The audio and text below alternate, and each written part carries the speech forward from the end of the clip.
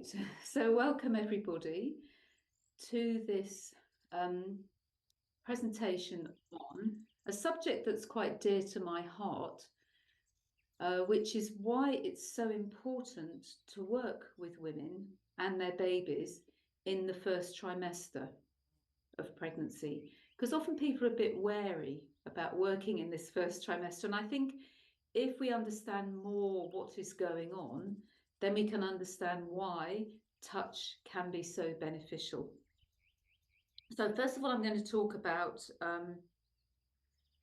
what's happening in the first trimester, a little bit the energy of conception, but mostly what's happening for the baby, but also for the mother, energetically and physically.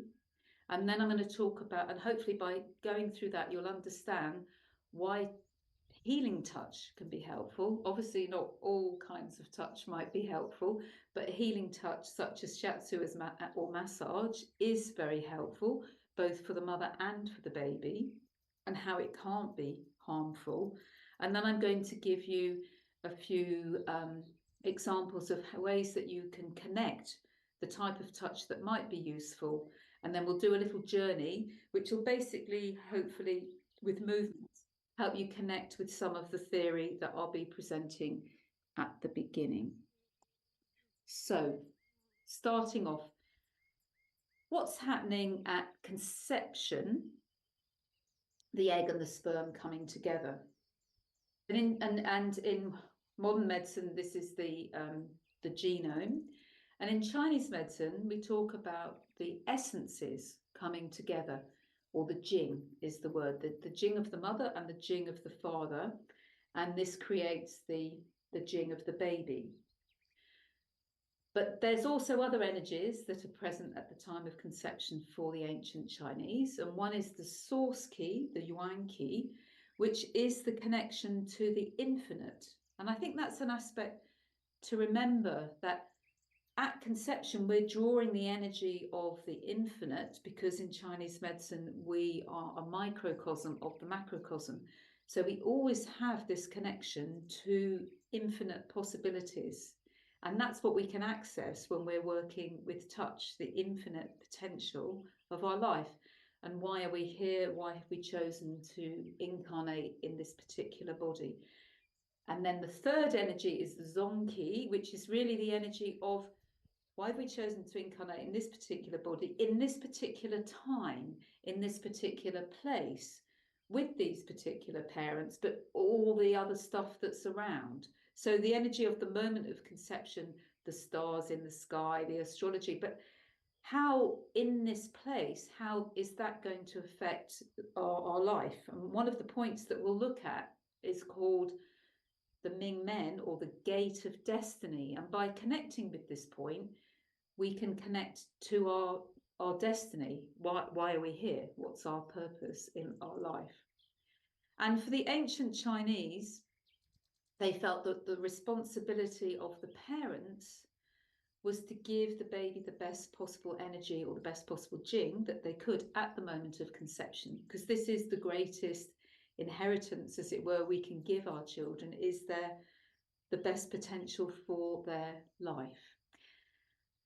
So what's happening for the baby in the first trimester? I'll talk about that, because that's why it is such a fundamental trimester to work with, because from these two, from the egg and the sperm, we form this supercell in the first 24 hours, which is actually different from our parents. So already there is a part of us that's different, and there is a part of us that can exist independently from our parents at any point in our life, but especially in that first week, because in the first week with a physiological conception, we're actually spiraling down the fallopian tube of our mother, and we don't actually need any nourishment from her.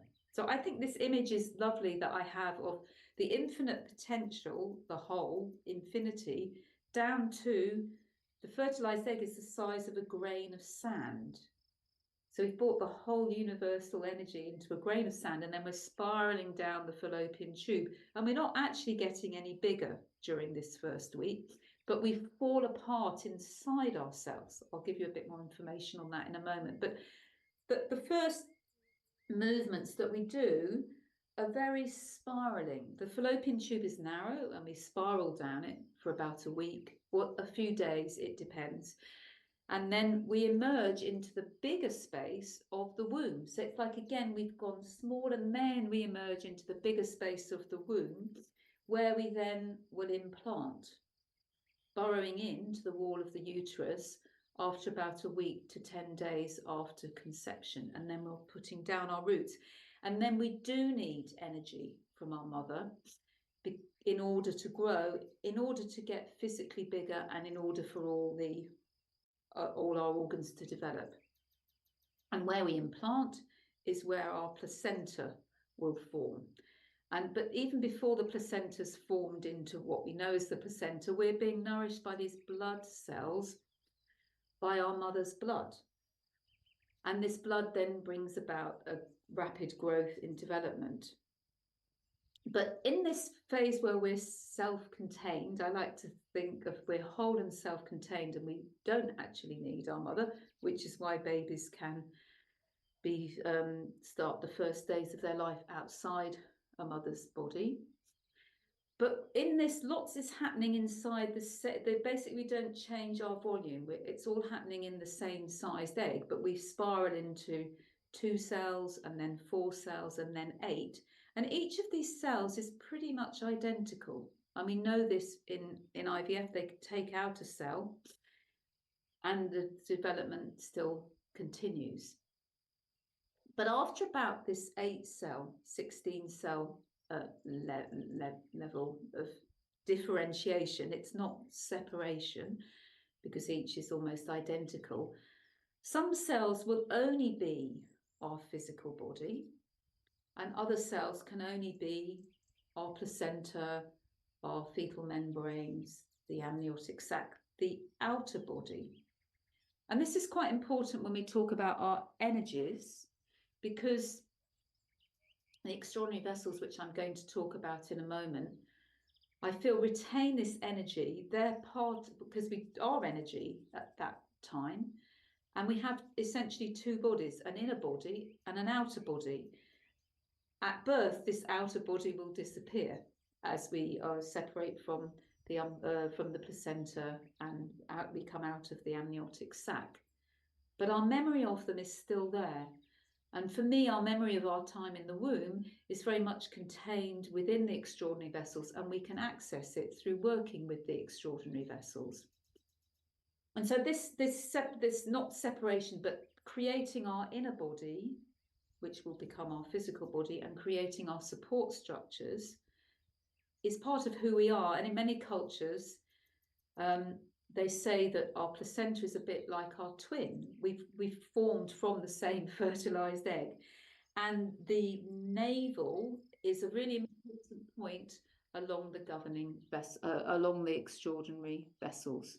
And we'll see that in a moment. So once the baby has implanted, very rapid growth happens, and we start to become bigger, but we also, during the second week after implant, so that implantation happens first, early second week, we start to form what's called a bilaminar disc. So our inner body is flat, and it's got a front and a back and a top, which will become our brain, and a bottom, which will become our perineum. And in Chinese, well, this is the midline. And in Chinese medicine, we have 2 of the extraordinary vessels form this are along this midline. The front is the conception vessel, which regulates the yin energies in our body, the more inner energies, and the governing vessel is the back, which regulates our more external energies. So these 2 vessels, we could say this is the first appearance of these 2 vessels. Now, of course, the Chinese didn't know about embryological development, but they felt, well, everything does emerge from the center. And we know that structurally, everything does emerge from this center line. And in the 3rd week, between these 2 cell layers, emerges a 3rd cell layer. And these are called in embryology, the inner cell layer is the endoderm. And in Chinese medicine, we could say that very much relates to the governing vessel, the Sea of Yin, because from this endoderm will be created basically our digestive system and a few other things part of our reproductive organs, part of our brain is linked to that, and the nervous system, of course, but essentially the digestive system, which the Chinese say is regulated by the conception vessel. And then the outer layer, the ectoderm, is the brain and the spinal column, the protector of the nervous system, and the outer body, our skin. And so that's the yang in Chinese medicine, regulated by governing vessel. But in between the two emerges a third cell layer at 3 weeks, and this is called the mesoderm. And this is very much related to blood vessels, fascia, the heart. And this is what, those of you who know Chinese medicine, this is the penetrating vessel, the sea of blood. It's really fascinating, I think, because of course the Chinese didn't know about these 3 germ cell layers, but they understood energetically that there's an outer energy, an inner energy, and an in-betweeny energy. But there's also something that connects the 3 together, which they call the girdle vessel, which is in the middle of our body. So when we're now, as an adult or a child, the middle of a body is the pelvis, so this is the girdle vessel, but at 3 weeks after conception, we're just the midline. So I see that as being the center of the midline that helps facilitate movement between what will become the upper body and what will become the lower body. And I said I'd talk about the triple heater, because the triple heater, those of you who don't know the extraordinary vessels so well, they're really much more fundamental energies. They are the energies that the Chinese say at the moment of conception, that's the essence or the jing, and they are responsible for our growth and our development and our sexual maturation, our fertility, but also our aging. And it makes sense that they're there in physical form very early on in our development, but we could say before this physical form, they're there in our connection to the universe and in how we bring the egg and the sperm together and so on. So those are the extraordinary vessels, and we'll see how they relate to some organs that develop in this next phase of development. But also, while we're talking about the girdle vessel, that's kind of in the middle, which will become, our middle will become more our pelvis. So that's where physically we find the girdle vessel developing. But the 3 burners out of the 12 meridians, so in the 12 meridians, each of those 12 meridians relate to a specific organ, like the lung or the large intestine. They're more specific than the extraordinary vessels, which regulate several organs, as we saw. But the 12 meridians have an organ each, except the triple heater. We don't have a triple heater organ, and sometimes it's called the 3 burning spaces. And the triple heater is how we regulate the energy between the lower, in our center, our pelvis, our lower part of our pelvis, below the navel, our reproductive organs and our intestines, elimination, our kidneys and bladder as well. And in the middle burner is between the navel and the diaphragm, and that's very much for the Chinese related to our digestive system. And in Western medicine, obviously our spleen and our stomach and our liver and our gallbladder, those main organs. And then in the upper burner, we have our heart and our heart protector and our lungs. So the triple heater, we could almost say, is perhaps the energy that makes this link between the extraordinary vessels, which are these fundamental energies that are there before the organs form, and then the triple heater is helping to then move all this energy into creating the organs. And this is very interesting when we think of the point I said at the beginning. I've mentioned the gate of origin, Ming Men, gate of destiny, between the second and the third lumbar vertebrae. That becomes a point, or that is a point in our body which relates to the kidneys, because the Chinese saw the kidneys as storing the essence or the jing, the ancestral energy, the DNA, however you want to see it. Now you might think, oh, but the kidneys aren't there, are they? They're higher up, they're under the ribs. But in our embryological development, the kidneys actually started lower down, and they started more in the lower burner, and then they gradually move up as they mature. So I think it's really fascinating that the Chinese could feel this energy of the kidneys at the origin of the kidneys more than where the kidneys physically end up. But just above this point, between the first and the second lumbar, is a point for the triple heater. It regulates the triple heater, and the triple heater in ancient Chinese texts is very much described as being the messenger of the kidneys. It's how the jing or the essence moves around our body. So the jing is, or the essence is, the egg and the sperm coming together, our DNA. And then it's how our DNA grows and evolves and forms the different structures. So I think that's quite fascinating, that link between the extraordinary vessels and the 12 meridians through the triple heater. So now I'm just going to talk very briefly about what happens to the baby after implantation. So after, well, we've already talked a little bit, the 3rd week, that's after implantation. But as soon as you've got these 3 germ cell layers at 3 weeks, very rapidly organs start to develop. And the first of these organs is our heart. And it's amazing how already in the 4th week, round about day 28, but it depends, everything's never that fixed, every pregnancy is a different length, but around about 26, 28 days, the heart starts to beat. It's a very primitive pump, but it's important because we've got to get this blood that we're getting from our mother to circulate around the body. And the heart in Chinese medicine is considered the most fundamental organ.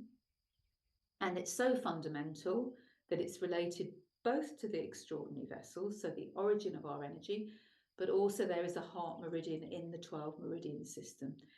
And the heart has to grow because then it's going to circulate blood around our body, but especially our brain, which is the second organ to develop. And the brain, I think everybody knows what is in the 12 meridians, the organs. The brain isn't there.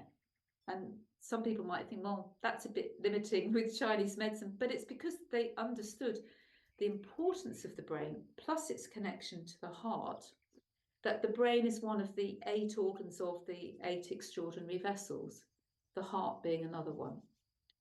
And another organ that isn't in the 12 meridians are our reproductive organs, which again is a bit of an oversight if you think about it, but not if you know that there's this whole other system, the extraordinary vessels, which regulate our more fundamental energies of growth, development, reproduction, and the aging process, the underlying processes.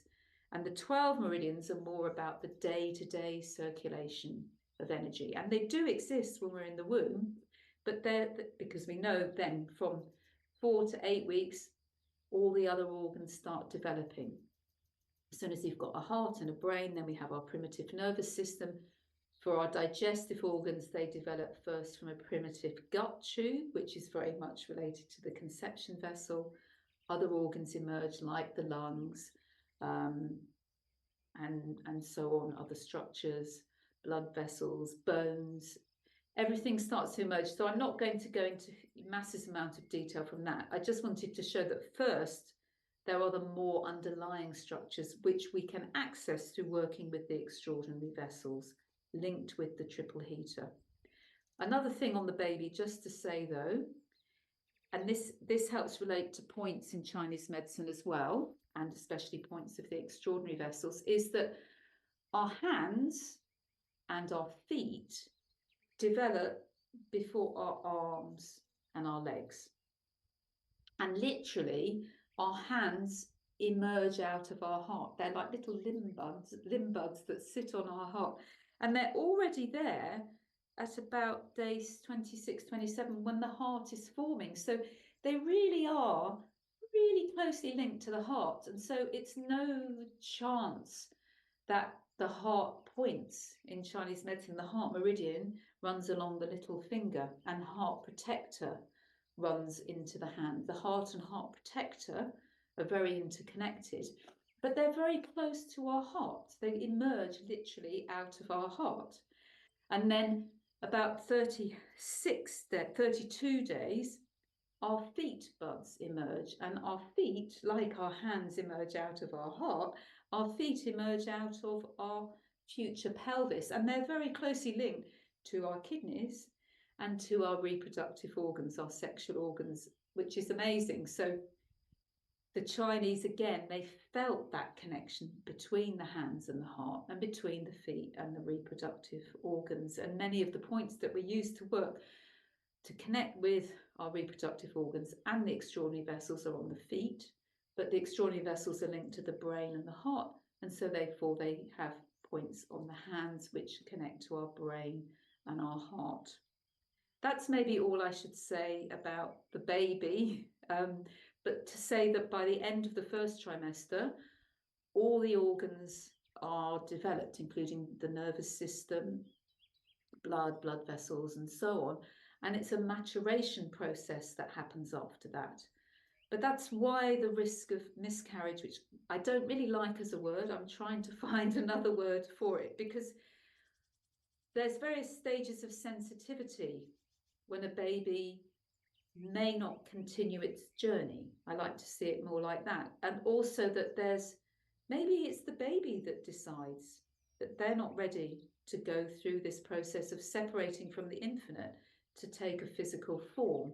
And there is much research and documented literature about babies remembering and memories of being in the womb, which is fascinating. But it makes sense to me that a baby is deciding whether to arrive, and that critical points in its development are implantation, in fact, making that first relationship. When the baby implants, firstly, does the baby want to become dependent on the mother? It wasn't dependent before. And secondly, does the mother want to give over her body for 9 months to feed and nourish this baby? And maybe there are physical reasons why, we can think of physical reasons like issues with the mother's immune system, or certain blood clotting issues with the baby. Oh, well, the egg just doesn't, it's not able to implant. But maybe it's a more of a physiological, spiritual even. Is this the moment to become completely interdependent? Another critical moment is when the heart forms for the baby. A lot of babies, that's a level of incarnation, we could say, that the heart beating, and we're now taking blood from our mother and circulating, and we're becoming much more present. And then each of the organs has its stage of critical development, and that can be adversely affected by outside influences. Each organ has a period of critical sensitivity, and we can see this very clearly in terms of also the development of the hands and the feet. Women in the 60s who took the drug thalidomide against morning sickness, it actually affected the development of the arms and the legs. So there are things that can come from outside that can adversely affect the baby. But touch is not one of them. I'll talk about touch in a moment. But that, for me, that's why touch is so important. Healing touch, obviously not violent touch, because we're wanting to support this process for the baby through the mother, and I'll talk about the changes for the mother in a moment, but also to say that the first sense that the baby develops is the sense of touch at 7 weeks after conception. So the baby is aware of touch, of the action of touch coming from the outside, of maybe a slight changes in pressure in the womb, changes in position of the mother. Proprioception, which is about changes in position, is the next sense. So touch is very fundamental for the baby. It's a really powerful way to communicate with the baby. It's its first way of communicating. The mother, it doesn't feel the baby more consciously until about 14, maybe as late as 20 weeks, as the baby gets more physically bigger and she can feel the movements. Because don't forget, the end of the first trimester, the baby is only a few centimeters long.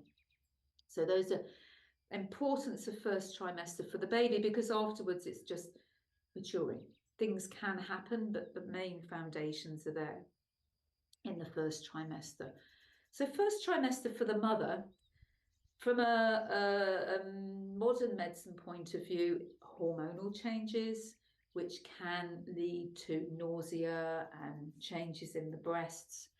For the Chinese, they see these changes as being because the mother isn't losing blood each month through the menstrual cycle. And so blood for the ancient Chinese isn't just blood that flows in the blood vessels, but it's a whole energy of nourishing and supporting.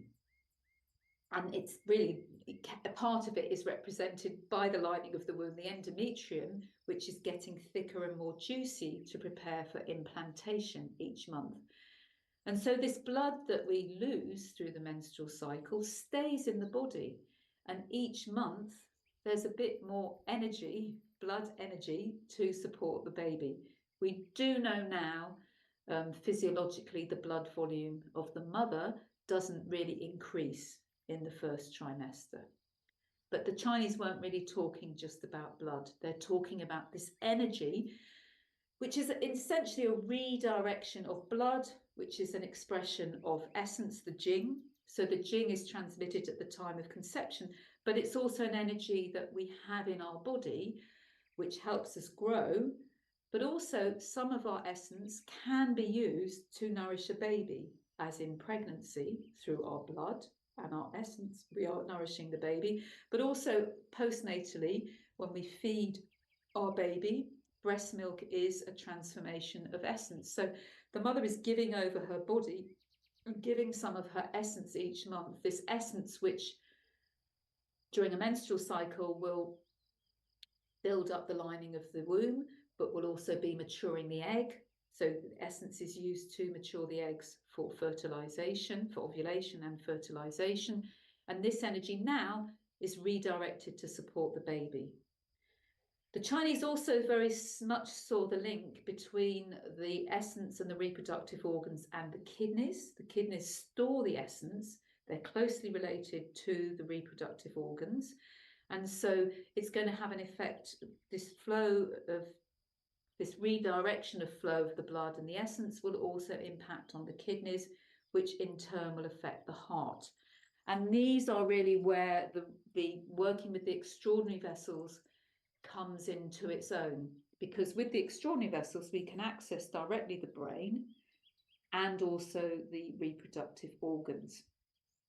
I talked about the governing vessel, the yin, the governing vessel, the yang, the back, conception vessel, the front, and the penetrating vessel, the mesoderm in between. Penetrating vessel is known as the sea of blood, and its pathway is basically running.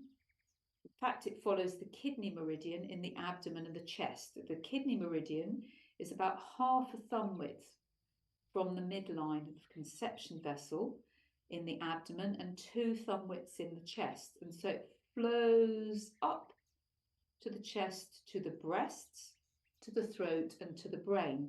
It flows up, but there's an internal pathway connecting the heart, the brain, and the heart, and the kidneys, and the reproductive organs, or the palaces, or the womb. So there's a dual movement of up and down. But also there's a movement in the back to the kidneys. And then there's a movement down the legs to earth.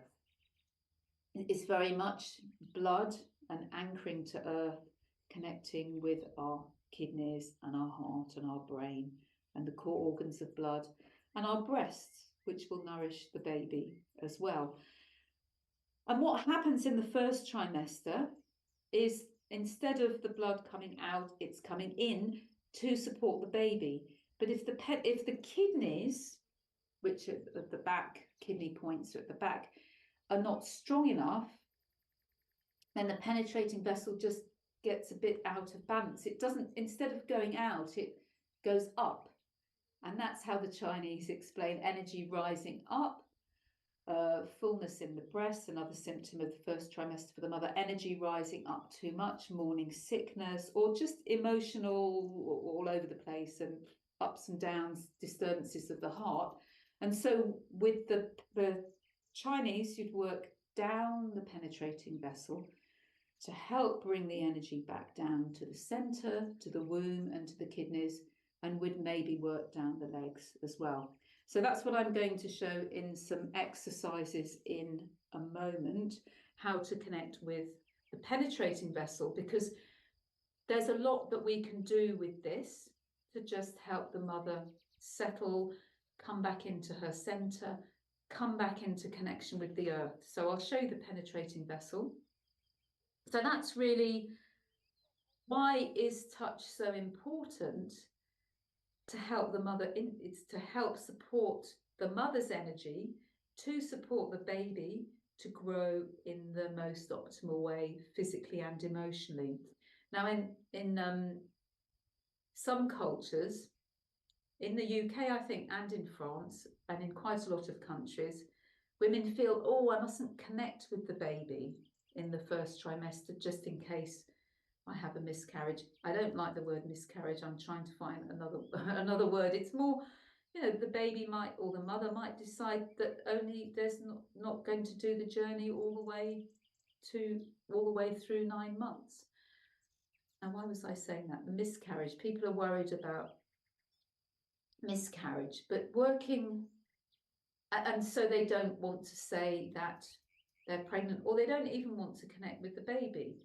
Well, the baby's aware of the mother, and I feel senses if the mother's not connecting with them.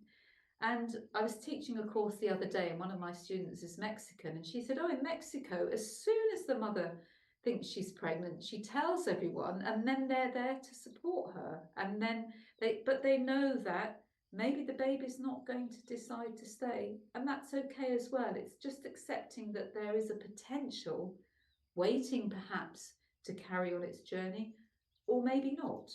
So it's different in different cultures. But I feel that it's often helpful, because then if we've connected, if we need to let go for whatever reason, then it supports us in that process of letting go. This is just my personal thoughts for now, and we can discuss this later if you want. But certainly I feel I would always respect what the woman wants to do, but I feel by connecting her with her body, then her body is connected with the baby, and we're just facilitating that connection with the baby.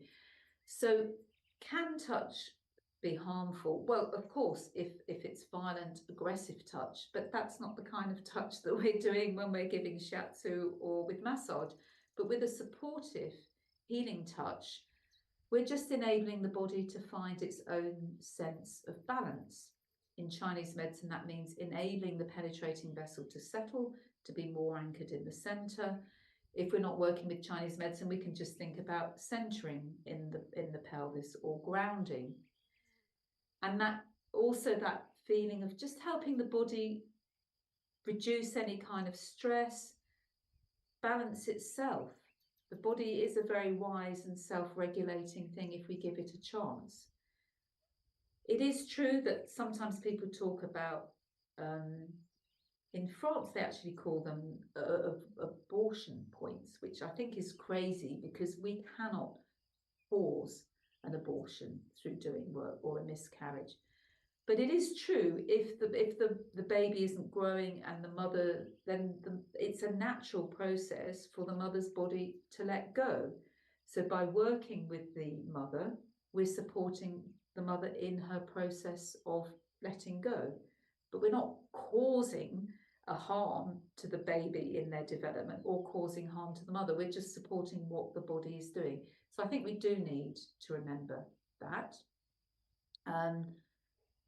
But then it's something that's about many midwives now, or there's a whole stream of thought now, that it's actually more helpful for the mother's body to release the baby in her own way, in her own time, and that there's something that goes on in the body that's more cleansing, that helps shift things within the body, that can actually be part of the process of preparing for another pregnancy. So it's actually quite a helpful process to support in the mother if possible. So those are the reasons of the benefits for touch. So now what I'm going to do is say that, yes, each woman is individual, and how she responds to, and of course each baby is individual, but how each woman responds to the pregnancy is individual. And it also depends on what the mother was doing before. And most midwives will say to the mother, and it's kind of well established theory, that it's quite good to carry on doing what you were already doing. Obviously, if it's something supportive. If it's smoking, then probably not such a good idea, or drinking lots of alcohol. But if it's doing lots of sport, lots of exercise, swimming, running, obviously eating well, then as much as receiving massage, receiving shiatsu, carry on. That's what your body's used to. That's what part of its support process is. So carry on. But carry on listening to the changes in your body. So if you're a marathon runner, maybe you don't want to run every single day, but maybe you do. It really does depend. With all the women I've worked with over the years, some women do feel quite tired in the first trimester and don't feel like doing what they normally do. And so it's of course important not to force yourself to do things, and not to feel guilty, and not to feel, oh, I should be going to the gym. But equally, it's if you feel like going to the gym or running or riding a horse or whatever you were doing before you were pregnant, and you feel that's what you want to carry on doing, then do it. And maybe some days you want to do it, and maybe other days you don't. So that's the same for me for massage and shiatsu. If a woman feels she wants to carry on, and even if the work is quite vigorous, then just basically get her to give you feedback about what feels good. The main thing to bear in mind is that with the hormonal changes, the tissue is more lax, it's more soft, because the womb has got to get bigger because of the changes in the breast. So we have to bear that in mind. So for women who are already hypermobile, hyperlax, we might need to make adaptations in the amount of stretches and movements that we do. But it doesn't mean that you have to not do anything. And it's really about, for me, the bottom line, especially if we're working in the first trimester, but in any kind, at any stage of life, helping people tune into what their body needs and feel what's right for them. For a mother in the first trimester, it can be a bit more tricky tuning into what she feels about the baby. There's no physical feedback from the baby. Some women don't want to talk too much about connecting with the baby, but their body is connecting with the baby, and their body is supporting the baby. So we can facilitate that bodily connection by making different connections. So I'll start now. I think I'm going to go on to some different areas of the body, just bearing in mind that, as I've said, if a woman's used to a lot of shoulder work or hip work or neck release, or the kind of things we would often include in our work, you can carry on doing those. So I'm not going to say all the possible things you can do. I'm just going to focus on a couple of key areas that might be worth considering integrating some work on these areas during the first trimester. So the first is, and I'll turn around for this, connecting with the lower back. And if women have lower back issues, sometimes this is quite achy. And when I say lower back, I mean between the second and the third lumbar vertebrae. So pretty much opposite the navel, between the vertebrae. And you can place both hands over there and maybe close your eyes and just breathe into this space. It's Ming Men, the gate of destiny, governing vessel 4. the origin of the kidneys.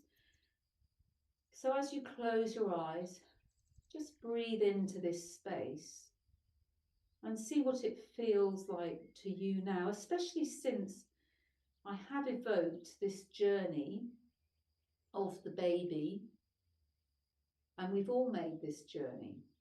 And sometimes that can really evoke quite strong feelings in your body, just hearing the words, hearing the journey being evoked. So if you close your eyes, just feel how this area is in your body now. And maybe you connect to your parents, whether they're alive or not. They were the ones who gave the egg and the sperm, which created us. And that's why this point is so powerful. And when you're working with a pregnant woman, don't forget that the egg and the sperm, which created the baby, were in the wombs of the mother and the father, and they were in the wombs of their mother. So it's really, that's a connection through to the maternal and the paternal grandmother, and through her to her mother. So it's really the mothering line back through many men. And I think most pregnant women really appreciate it if you can hold this area, either with the palms of your hands, bringing some warmth, and with your intention, bringing awareness of the ancestral support that is there, of the ancestral lines. And then maybe still keeping your eyes closed, but you might want to look at where I'm putting my hand, onto your hips now. And so on the hips, just in front of the bone right at the front, the anterior superior iliac spine, you could hold that. And if you hold both sides at the same time, you may feel a horizontal line. Oh, I realise I didn't talk about, I did talk about the three burners, the three burning spaces, but the girdle vessel, which also emerges, wrapping around the governing, the conception and the penetrating, like a band in the lower and the middle burners. So it's very connected with the triple heater. Imagine a girdle wrapping around. So as you hold the two edges of your hips, you're accessing this girdle that wraps horizontally around back and front, conception and governing, and the penetrating vessel, but also, like a girdle, goes through your perineum. So that's a really important area where the governing and the conception vessel, the yin and the yang, and the penetrating vessel pass through. So maybe now another connection we can make is connecting the pubic bone and the coccyx. So the pubic bone lies on the centre of the pubic bone, lies along the conception vessel. The coccyx lies along the governing vessel. They both lie along the penetrating and the girdle vessel. The extraordinary vessels are more interwoven, interconnected than the 12 meridians. So we can work all of those vessels at the same time by connecting with the pubic bone and the coccyx.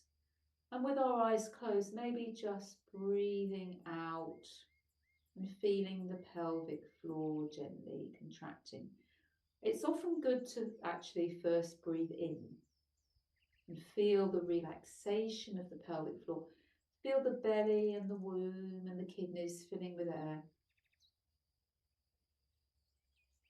And then with the out, try and sort of blow it out, pursing your lips like you're making a sound, not with an open throat, but like you're going to whistle. And you'll find that engages the pelvic floor a little bit more. It's actually quite helpful for a woman in the first trimester to engage her pelvic floor. And energetically, this supports the governing conception, girdle, and penetrating vessels. So internally, it's the pelvic floor, but also connecting with the womb, the reproductive organs, and the kidneys, and the lower bone.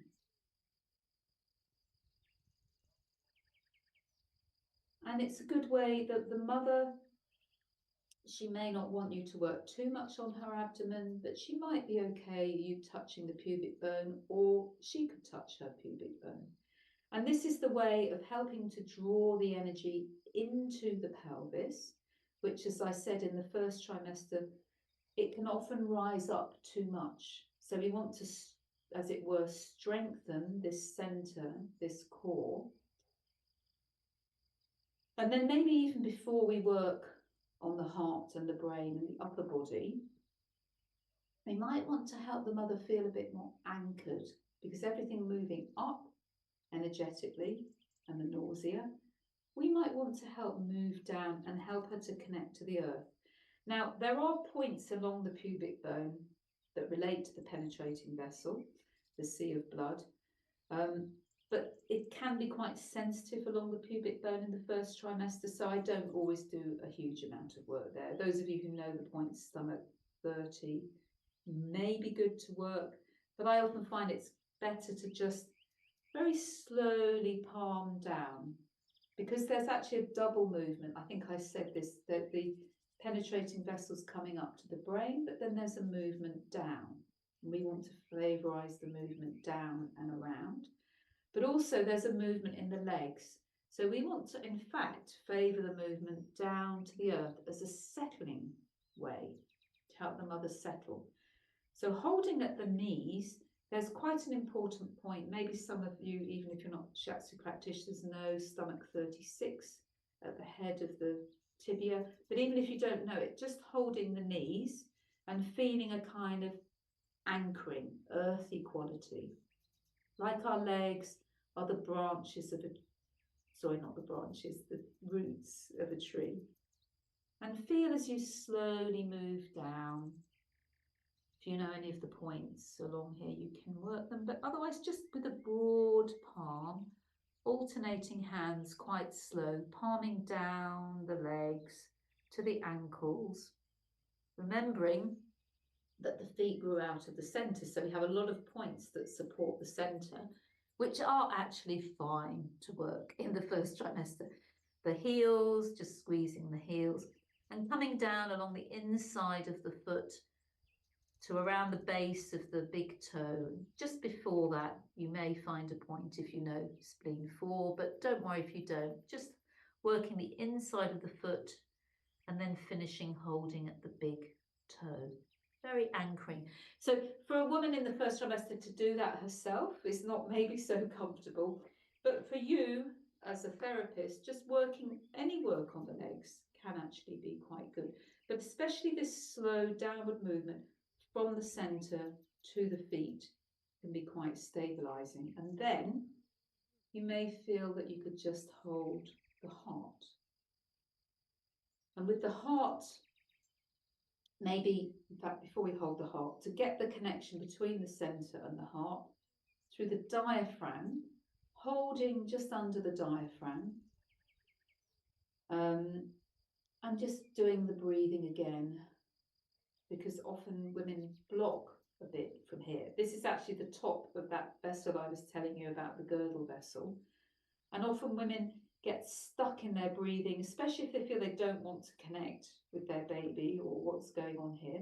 So hands under the diaphragm, just gently, but this is fine in the first trimester because the womb is right below the pubic bone. Just holding the diaphragm, even you could release the diaphragm by putting your fingers underneath and with the out breath hooking. But even if you don't feel like doing that, just holding. And if you're doing this with your clients, just getting them to breathe into your hands. So you feel on the in-breath, the lungs filling with air, your hands being a bit pushed away. And with the out-breath, again, you could do the... Then feel the pelvic floor engaging and feel the air releasing from the lungs. And this can really help connect. These are the three burners, the lower, the middle and the upper. And then with our hands now, we've done that for a little bit, maybe place them on the breasts. And the centre of the hand is the heart protector, which is paired with the triple heater. And so we're engaging triple heater heart protector energy, because triple heater heart protector, the meridians, the pathways. So I talked about the 3 burning spaces, but we can access by working the 3 burning spaces, the triple heater, but also through our arms. And so with our arms, we can open them up and then draw them into the heart, crossing over, crossing at the wrists. We'll be working, I think most of you know, this heart protector 6 point, which is very good for morning sickness because it calms the heart. And opposite it is triple heater, which regulates the flow in between the reproductive organs and our heart. And we can cross and just stimulate and protect the heart. And that in itself may also release a little bit the shoulders if you put your hands just gently on the top of the shoulders. And breathe now in the heart, maybe closing your eyes, and then just gently opening the heart, and that activates the upper burner, the triple heater, opening out the heart. And for the mother, that's a bit about connecting with the infinite and feeling that she's not alone in this journey of supporting herself and her baby, that she can gather in from the space. She can open up to others, the triple heater opening up the upper burn of the heart to receive from the space, from the infinite potential, but also from others around her to gather in support. And those others around her may be her therapist, her massage therapist, her shiatsu practitioner, who can really support and hold her as she holds her baby in this space. And you could do a similar gesture, gathering into the lower burner, but of course in the first trimester the top of the womb is, as it should be, protected, very protected in the lower part of the pelvis. I'm just having a look at the time. Time is going past, because I just wanted to also just show, to help you connect a bit, that was connecting with the energies of the mother, just to connect a little bit with the energies of the baby. And it was really interesting, in the last Zoom I did on this in French, I had a woman in the class whose little girl, a 3-year-old, was there, and she said when we did these movements, oh, these are like I was doing when I was in your womb. So they do definitely take us back, but we're just going to touch into them lightly. So now you can stand up. And now I'm just going to go through fairly briefly, because I talked about it, and I think it's nice to just get that feeling in your body of first expansion. So this is the baby, or us, connecting with, the Chinese way, the infinite potential. The infinite potential. We are part of the whole.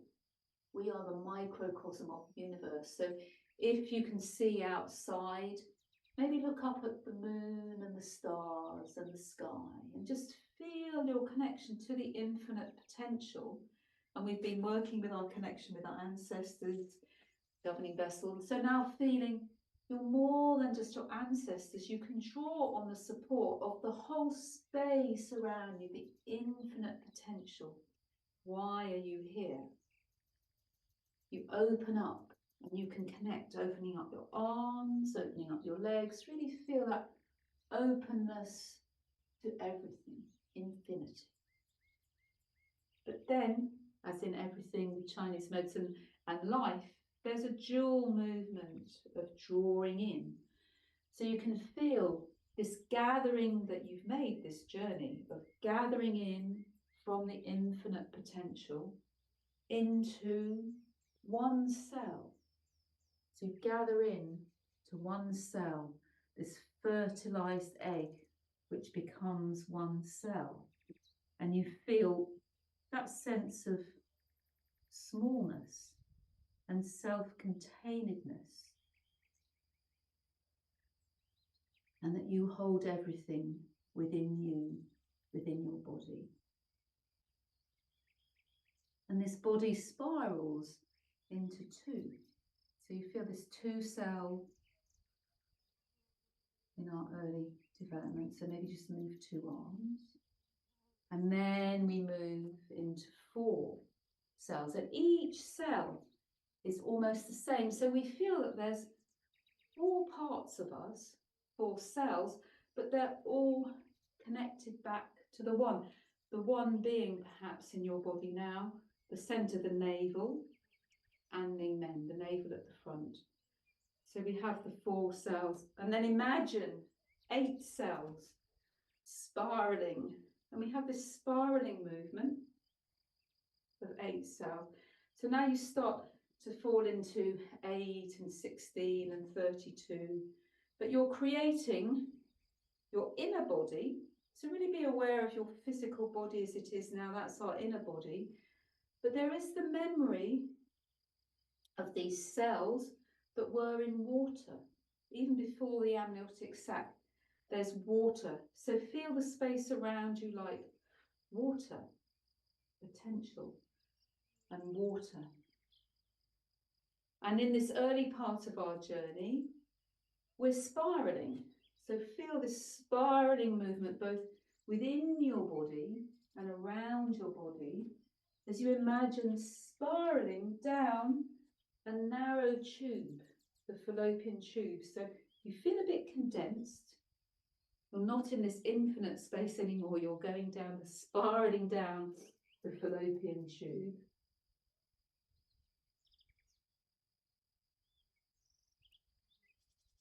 And then at some point, you emerge into the bigger space of the womb. So you're condensed and condensed and condensed. But then when you feel ready, you go into a bigger space. So you might feel a bit disorientated for a moment and you're spiraling around in this bigger space and you don't know where you're going anymore. You were being funneled down the fallopian tube and now you're spiraling in this bigger space. But gradually you get your bearings and then you're, where can I settle? You're looking for somewhere to implant. And so, from this bigger space, you find the earth. So where you are in your space now, find the earth and feel, where do I want to settle now? So you settle on the earth. And you start, and this is actually what we do in the womb, we start to implant. So we actually start to disappear within the lining of the womb. So really feel how it is to completely, deeply connect with the earth. Put as much of your body onto the earth as possible and just connect deeply. Feeling that solid, slow quality of the earth. Feeling how it is to settle and to rise and put down roots.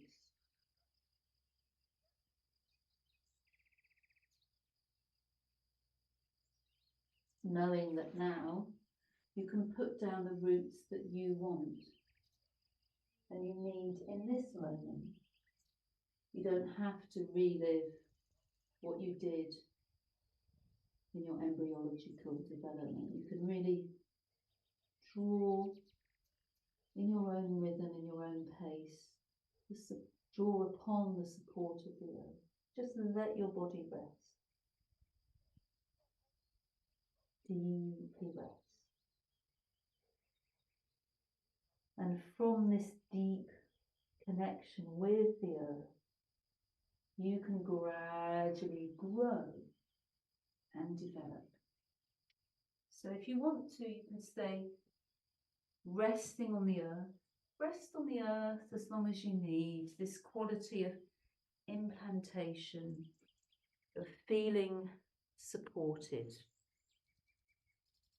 If you want to, as part of this process, you might want to gradually feel how eventually you start to draw support and nourishment through your navel, which is another important point for the extraordinary vessels.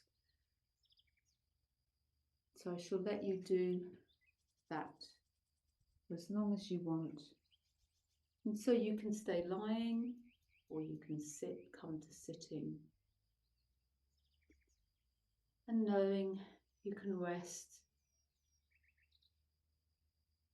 within the words of what I've said, within the journey that we've done together. Stay resting as long as you need.